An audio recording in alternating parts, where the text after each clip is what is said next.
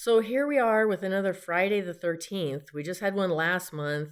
And on my social media, I had done a post just on the number 13 in your soul contract chart. And so I thought I would do one of those again today because here we are again. And also include a couple of numbers that have similar characteristics or goals as the 13. But the 13 in your soul contract chart, it's a mother letter. So there's only three of them. It's the second one. It's all about divine feminine wisdom. So very powerful. But how you get to that wisdom is the planet is Neptune. So think super watery.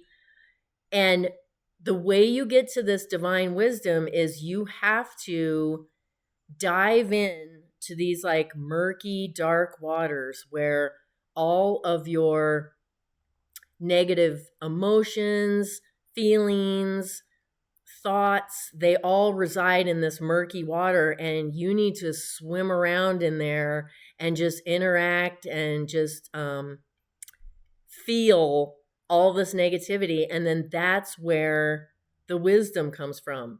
Because if it's in a karmic area, then you're going to want to avoid doing this, right? You don't want to touch those negative feelings or emotions at all. And so you could struggle with some sort of like addictions or escapism of some type because you just don't want to deal with any of this. But in order to get to that divine feminine wisdom, you just really have to dive right in there and just interact with it all. Another thing about this number is you are there. Once you do that and once you have this wisdom, then you don't have to go out and find people who need healing.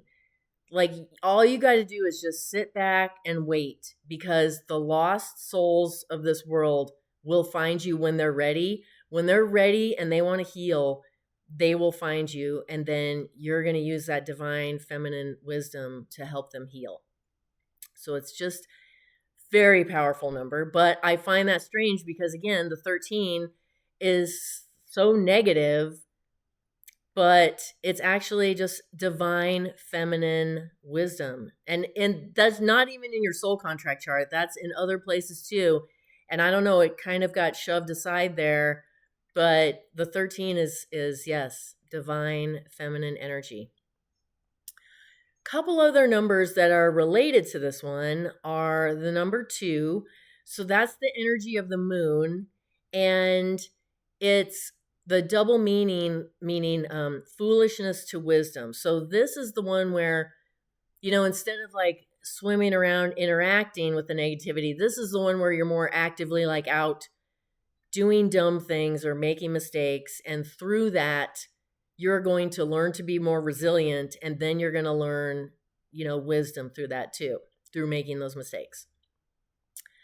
And this one, you're not just going to sit back, but it's more like because you're so resilient and then because you have this wisdom that you're just that like soft place to land for people when they need it. So maybe it's not that you're actively healing them, but they're just, when they need a soft place to land, you're that person. And then the 19 that's Pisces energy. So think again, watery. And it's all about intuition. And this is the one where you're taking a more proactive role in this, where you might actually set up some physical structure or a physical location for people to come to, or an online like structure for people, because when they are ready to heal, when they need things healed, then they can come to one of these structures, one of these locations.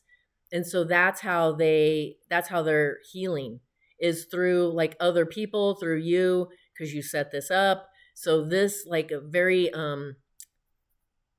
location group based type thing that they're going to heal. But all these very watery, very intuitive, very feminine energy.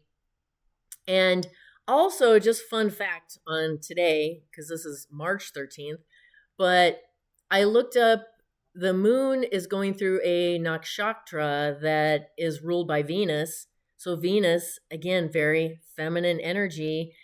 And then we're in the lunar cycle right now where this is a time for you to like release, surrender, um, take a minute. It's not a time to do. So doing would be Mars energy, right? And that would be, well, that's the number 3 in your soul contract chart too. But it's the opposite of that. You are like releasing, surrendering.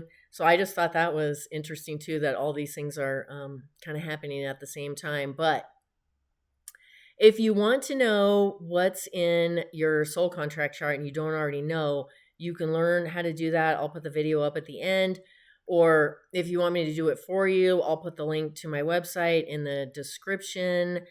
And yeah, you can also learn about the numbers here on YouTube or on my website. But if you have any questions, let me know.